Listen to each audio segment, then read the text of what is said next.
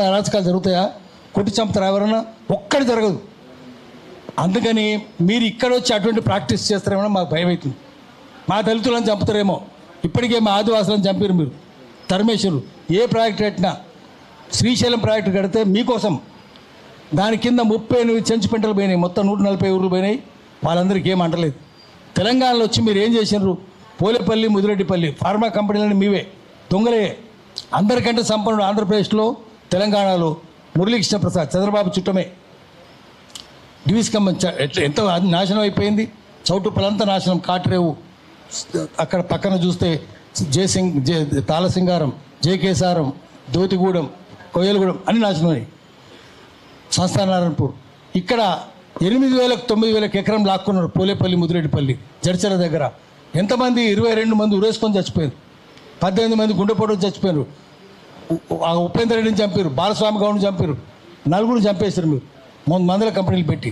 ఇటువంటి ఇక్కడ జరగొద్దు అని చెప్తున్నాం. అన్నిటికంటే వర్స్ట్ ఇండస్ట్రియల్ పొల్యూషన్ ఎక్కడ ఉందంటే పాషమైలారం, పటంచెరు, ఫార్మా పొల్యూషన్, గడ్డపోతారం, బొంతపల్లి భయంకరంగా ఉంది. మేము ఎందుకు చెప్తున్నాం మీరంటే ఈ మందుల కంపెనీలు పెట్టి మా తెలంగాణ నాశనం చేస్తున్నారు. పైసలన్నీ మీవి.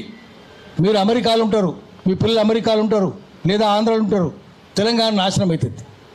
ఇప్పుడు మీరు ఇదే చూస్తున్నాం కదా, డివిస్ కంపెనీ పోయి విశాఖపట్నంలో పెట్టింది, అక్కడ కూడా నాశనం అవుతుంది.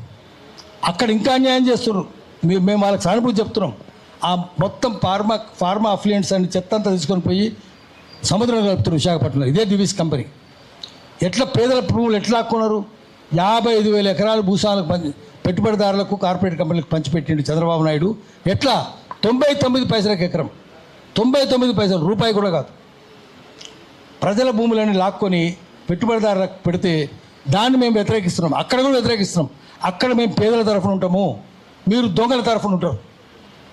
అది మీకు మాకున్న తేడా. మీ దగ్గర జరిగే అన్యాయాన్ని ప్రశ్నిస్తే మేము ఉగ్రవాదులం అవుతామా? మేము ప్రశ్నిస్తాం, ఎక్కడైనా ప్రశ్నిస్తాం. ప్రశ్నించినందుకు ఆల్విన్ మూసేస్తే, ఐడిఎల్ మూసేస్తే, ఐడిపిఎల్ చంద్రబాబు నాయుడే మూసేసింది. ప్రపంచ బ్యాంకు పెద్ద జీతగాడు మూసేస్తే, బాబు మాట్లాడదు. ప్రపంచ బ్యాంకు పెద్ద జీతగాడు చంద్రబాబు నాయుడు మూసేస్తే, పరిశ్రమలను మూసేస్తే, Allwyn, IDL, IDPL, Praga tools, republic forge, DPR mill, Netha spin, లాయన్ జామిల్, నిజాం షుగర్, సిర్పూర్ కాదు, రామగుండపేట అన్ని మూసేసిండు. మూసేస్తే కార్మికులు ప్రశ్నించారు. కార్మికులు ఆహాకారాలు మొత్తుకున్నారు. వాళ్ళ తరఫున గద్దరు పోయినందుకు, బెల్లెలతో పోయినందుకు, ఇక్కిరి సిద్ధులు, ముక్కా కరుణాకరు, శ్రీరాములు యాదవ్, ఆజమలి వీళ్ళందరూ పోతే 18 మందిని భువనగిరిలో చంపేసింది. కార్మికుల తరఫున నిల్చుంటే అంటే పేదోళ్ళ ఆర్తనాదాలు విని వాళ్ళకి సంఘీభావం చెప్తే ఉగ్రవాది అయిపోతాడు. ఇప్పుడు ఉగ్రవాది అంటే అదే, పేదల తరఫున నిల్చుంటే ఉగ్రవాది. అది మీ నిర్వచనం. పవన్ కళ్యాణ్ ఏమైనా చదువు ఉందా? పవన్ కళ్యాణ్కు శీలం ఉందా? సంస్కారం ఉందా? చదువు ఉందా? ఏది లేదు. సినిమా వాళ్ళకి ఏముంటుంది? ఏముండదు. మొత్తం తెలంగాణ మీకు ఏమంటారు? అరే నిన్ను నరుకుతాం రా అంటున్నాడు వాడు, జనసేనుడు పెద్దగా అరుస్తున్నాడు. సోషల్ మీడియాలో వైరల్ అయింది. అరే రేవంత్ నిన్ను నరుకుతాం రా. సోషల్ మీడియాలో వచ్చి చూపిస్తాను నేను. ఉన్నది చాలా వచ్చింది కదా. ఎవరది? వాడెవడో పెద్దగా అరుస్తున్నాడు. మరి నీకు సోయి లేదా? నిన్ను నరుకుతాంటు అరే ఒరే అని ముఖ్యమంత్రి అంటే ఇది ప్రభుత్వాన్ని ప్రశ్నించినట్టే కదా. ప్రభుత్వాన్ని ప్రశ్నిస్తే ఉగ్రవాదమే కదా. మరి ఆ లెక్కన జనసేనుడు ఉగ్రవాదే కదా. నువ్వు ప్రభుత్వాన్ని ప్రశ్నిస్తేనే ఉగ్రవాదం అయితే నరుకుతంటే ఎంత పెద్ద ఉగ్రవాదం? మరి బలిస్తారా? రే రేవంత్ రెడ్డిని బలిస్తారా పెద్దగా అంటున్నాడు. వాడు బలుపుతోడు అంటున్నాడు.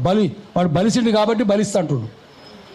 మరి అట్లా ఉన్నప్పుడు మరి రామచంద్రరావుని అడగాలి, గల్లాబట్టి అడగాలి, అది ఉగ్రవాదమా కాదా? నీకు తెలివి ఉందా రామచంద్రరావుకు? అడగాలి కదా. రఘునందన్ రావు కూడా అడుగుదాం. ముఖ్యమంత్రిని బలిస్తానంటే అరే ఒరే ముఖ్యమంత్రి, అరే రేవంత్ రెడ్డి అంటుంటే అంటే తెలంగాణలో ఉండొచ్చు. అంటే నేను చెప్పేది ఏమంటే, మనము ఇక్కడ తెలంగాణలో బీజేపీ రేవంత్ రెడ్డికి మద్దతు ఇచ్చి రేవంత్ రెడ్డి ద్వారా పవన్ కళ్యాణ్ తీసుకొస్తానంటే బీజేపీ ఆత్మహత్య చేసుకుంటుంది. రాజకీయాల హత్యలు ఉంటాయి, ఆత్మహత్యలు ఉంటాయి. బీజేపీ ఆత్మహత్య చేసుకుంటారనుకుంటుంది, కాంగ్రెస్ పార్టీ కూడా ఆత్మహత్య చేసుకోవాలనుకుంటుందేమో, అన్ని పార్టీలు కలిసే ఉంటున్నాయేమో తెలంగాణ వ్యతిరేకంగా. ఎందుకంటే కంపెనీలన్నీ వాళ్ళే, భూస్వాములంతా వాళ్ళే, దొంగలంతా వాళ్ళే, కార్పొరేట్ కంపెనీలు వాళ్ళే. అందుకని వాళ్ళంతా కలిసే ఉన్నారు. మనం ఇప్పుడు మనం కలవాలి. తెలంగాణ రాలేదు. ఒక చిన్న మాట చెప్పి ఆపేస్తాను నేను. తెలంగాణ అయితే ఈ 12 ఏళ్ళ తెలంగాణ నేను చూస్తలేను. మళ్ళీ అంత వాళ్ళ పరిపాలన నడుస్తుంది. అన్ని వాళ్ళే, సినిమాలు కూడా వాళ్ళే, అన్ని వాళ్ళే. ఏమన్నా ఉందా, మారిందా ఏమన్నా? నదులు అక్కడనే బారుతున్నాయి, నిధులు అక్కడనే బారుతున్నాయి, నియామకాలు అక్కడనే బారుతున్నాయి, అంతా వాళ్ళే ఉన్నారు. తెలంగాణ వచ్చిందనేది అది వాస్తవం కానీ సత్యం కాదు. సత్యం కాదు. సత్యం ఎపిస్టమాలజీ అంటాం, సత్య శోధన శాస్త్రం. అంటే ఏంటంటే సత్యం దగ్గరికి చేరాలంటే సత్యం శత్రువుల నుంచి విడదీయాలి. సత్యం శత్రువుల నుంచి సత్యాన్ని విడదీయాలి. ఎవరెవరు శత్రువులు సత్యానికంటే అబద్ధం, అది మోసపూరితమైంది. అసత్యం అమాయకం, చిన్నపిల్లలు చెప్పేది. అర్ధసత్యం రెండింటికంటే ప్రమాదం. అది వక్రీకరణ, అదొక ప్రమాదం. అతి మేధస్సు, డీజనరేట్ మేధావి, దిగజారిన మేధావి, వాడు ఇంకా పెద్ద శత్రువు. ఎందుకంటే వాడు అసత్యాన్ని సత్యమని నమ్మిస్తాడు, సత్యాన్ని అసత్యమని నమ్మిస్తాడు. చూస్తున్నాం కదా. నేనే తెలంగాణ తెచ్చినని చెప్పే ఎక్కడ చెప్పిండు, ఆ బెల్లి వెళ్తే పోయి రిక్కిరి సిద్ధులు ముక్క కరుణాగర్ ఎవరు చెప్పి. ఏంది ఫ్యాక్ట్ అంటే వాడు సైకిల్ తొక్కుతున్నాడు, కాళ్ళు ఆడుతుంది, పెడలు తిరుగుతుంది, చైన్ తిరుగుతుంది, చక్రం తిరుగుతుంది, దమ్ము తీస్తుండా రొప్పుతున్నాడు, చెమటలు కక్కుతున్నాడు, అన్ని నిజమే. కానీ వాడు స్టాండర్డ్ సైకిల్ తొక్కుతున్నాడు. నడుస్తుందా, ముందుకు పోద్దా బండి? పోదు కదా. Cycling is fact but not truth. వాడు ట్రెడ్మిల్ మీద నడుస్తున్నాడు, ట్రెడ్మిల్ మీద వెళ్ళిపోతాడు. కాబట్టి అన్నిటికంటే పెద్ద శత్రువు వాస్తవం, సత్యానికి పెద్ద శత్రువు వాస్తవం. ఇప్పుడు తెలంగాణ వచ్చిందనేది వాస్తవమే తప్ప సత్యం కాదు. కాబట్టి మళ్ళీ తెలంగాణ తెచ్చుకోవాలి, ప్రజల తెలంగాణ తెచ్చుకోవాలి, ప్రజాస్వామిక తెలంగాణ తెచ్చుకోవాలి. దానికోసం అందరం ఏకం కావాలి. తెలంగాణలో కాదు, ఆంధ్రలో కూడా ప్రజాస్వామ్యం రావాలి. అక్కడ కూడా చౌరస్వామ్యమే ఉంది. అందరు దొంగలే ఉన్నారు అక్కడ. చుండూరు, కారంచేడు, పాదిరికుప్పం, లక్ష్మపల్లి, వేంపంట, కంచకచర్ల, ఈ దొంగలే కదా. వాళ్ళు ఎట్లా ప్రజాస్వామికవాదులు అవుతారు? వాళ్ళు దొంగలే. ఈ చౌరస్వామ్యమే. అందుకని అక్కడ కూడా మనం చేద్దాం, వాళ్ళకి మద్దతు ఇద్దాం. అక్కడ పేదలకు మద్దతు ఇద్దాం, అక్కడ ఆదివాసులకు మద్దతు ఇద్దాం, ఇక్కడ దళితులకు మద్దతు ఇద్దాం, కష్టజీవులకు, గ్రామీణాల్లో పనిచేసే వాళ్ళకు, చేతివృత్తులకి అందరికి మద్దతు ఇద్దాం. మన దగ్గర కూడా ప్రజాస్వామ్యం తెచ్చుకుందాం. ఆంధ్రలో కూడా ప్రజాస్వామ్యం రావడానికి మనం ప్రయత్నం చేద్దాము. దానికోసం అన్ని శక్తులను ఏకం చేద్దాం. Thank you. ఇప్పుడు మా యువ రచయిత మా పసులు రవీంద్రనాథ్ మాట్లాడాల్సింది కోరుతాను. రైట్.